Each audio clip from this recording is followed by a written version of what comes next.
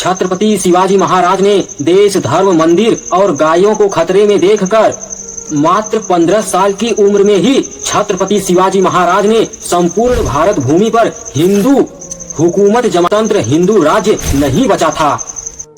भारत भूमि में जन्मा एक ऐसा योद्धा जिसका नाम सुनते ही बड़ी बड़ी योद्धाओं की सल्तनत कांप उठती थी। एक ऐसा जाबाज योद्धा जिसकी सत्ता ने भारत भूमि से मुगल साम्राज्य का नामो निशान मिटा दिया। संपूर्ण भारत पर हिंदू हुकूमत जमाने वाले हिंदुस्तान की धरती पर जिसके नाम का भगवा लहराता था, उस महान योद्धा का नाम है छत्रपति शिवाजी महाराज। नमस्कार दोस्तों, तो चलो आज सुनते हैं छत्रपति शिवाजी महाराज के अनसुने सच्चे इतिहास को। उम्मीद है कि आप लोगों ने इस वीडियो को लाइक और चैनल को सब्सक्राइब जरूर किया होगा।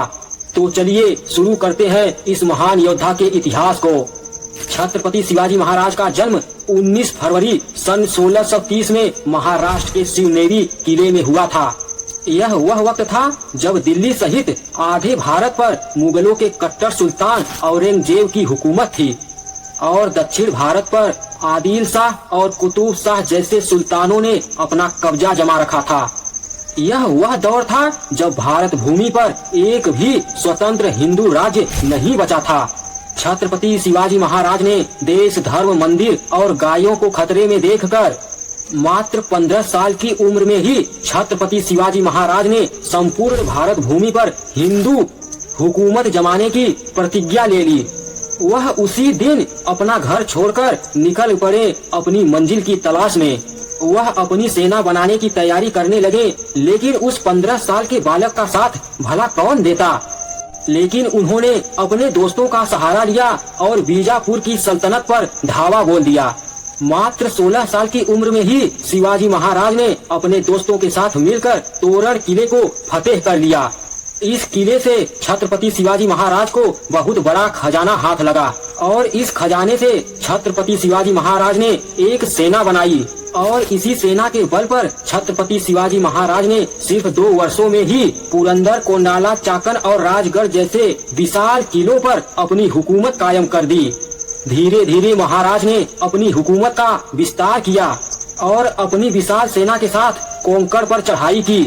इतिहास में पहली बार मुगल साम्राज्य पर कोई हिंदू राजा तलवार लेकर आया था।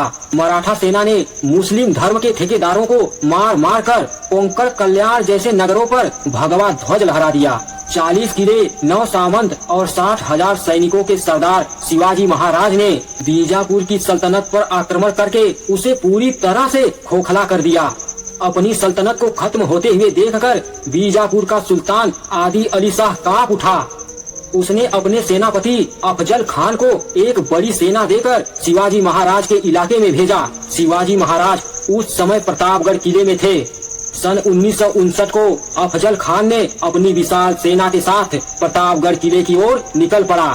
अफजल खान ने हिंदू बच्चों, बूढ़ों, गायों और ब्राह्मणों का कत्लेआम करते हुए उसकी विशाल सेना मैदान में उतरी। अफजल खान का मुख्य उद्देश्य शिवाजी महाराज को धोखे से मारना था, इसलिए उसने शिवाजी महाराज के समक्ष एक संधि प्रस्ताव रखा। फिर अगले दिन अफजल खान की मुलाकात शिवाजी महाराज से हुई।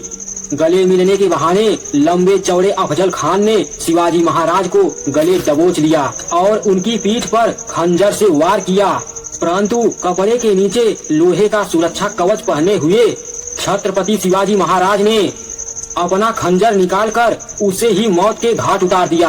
अफजल खान के मरते ही उसकी विशाल सेना हवा के रफ्तार जैसे भागने लगी, लेकिन छत्रपति शिवाजी पर हमले से नाराज मराठों ने भागती हुई विशाल सेना से भिड़ गई और गुस्से से भरे मराठों ने 8,000 सैनिकों को गाजर मूली की तरह काट दिया।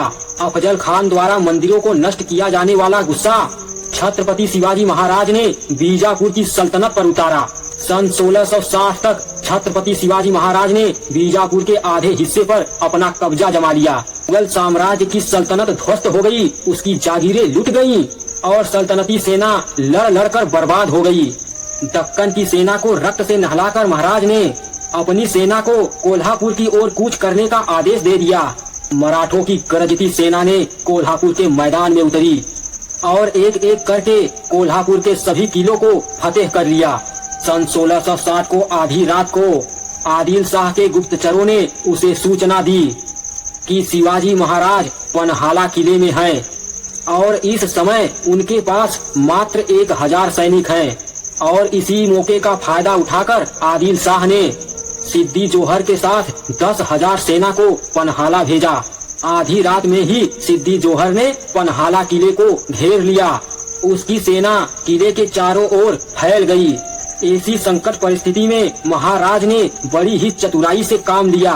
उन्होंने कई दिनों तक दुश्मन सेना का अनाज खत्म होने का इंतजार किया और 13 जुलाई की रात थकी हुई दुश्मन सेना को चकमा देकर महाराज को अपने साथ लेकर नहाला किले से निकल गए। भनक लगते ही दुश्मन सेना महाराज के पीछे लग गई। महाराज 300 मराठों के साथ आगे बढ़ चुके थे और इधर बाजी प्रभु देश पांडे के नेतृत्व में बाकी बचे 300 मराठों ने 10,000 सेना से भिड़ गए। यह युद्ध आज तक के इतिहास में सबसे भयानक युद्ध साबित हुआ। मात्र 300 मराठे पूरी रात शत्रुओं से लड़ते रहे। सुबह होने से पहले ही उन्होंने 5,000 दुश्मनों को मार डाला। बीजापुर की सल्तनत को तबाह करने के बाद शिवाजी महाराज ने मुगल इलाकों पर चढ़ाई करना आरंभ कर दिया। उन्होंने जजिया कर गौ हत्या पर विराम लगाते हुए शिवाजी महाराज अपनी सेना के साथ आगे बढ़ते गए और मुगल ठिकानों पर चढ़ाई करना शुरू कर दिया।